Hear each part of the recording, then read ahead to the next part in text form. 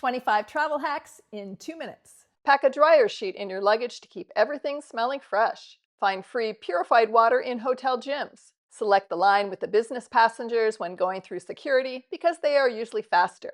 Solo travelers are often assigned the worst hotel rooms, so always book for 2 since it doesn't cost you more. Visit museums on their free days. If someone is picking you up at the airport, have them pick you up on the departure level, which is less crowded than the baggage level. When you get off a plane, don't use the first restroom you see. The next one is usually less crowded. Use jar grippers to prevent slips in hotel showers and bathtubs. Carry a reusable shopping bag to use on a dirty seat or to sit in the grass. Wear 2 pairs of socks instead of 1 to prevent blisters. Take any airport shuttle off the airport property, then take a rideshare from there to avoid airport taxes. Use shower caps as shoe covers. Use dry bags to do laundry.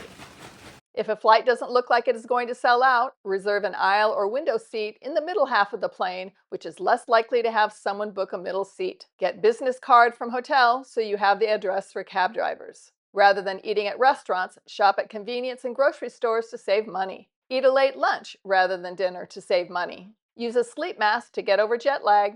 Wear boring colors so you don't stand out as a tourist. Pee before you get off the plane in a foreign country so that you don't delay getting into the long customs line. For seniors, ask if there's a senior rate, even if it isn't advertised. Get up early to beat the tourist buses. Put your pants in your luggage with half hanging out, then fold over the other items to reduce creases and use space on the ends of the bag. Pay or withdraw money in the foreign country's currency to get the best exchange rate. Book the first flight out in the morning to avoid flight delays. If you like this content, please subscribe and check out the Senior Solo Travel website and Facebook group. I've left links in the description.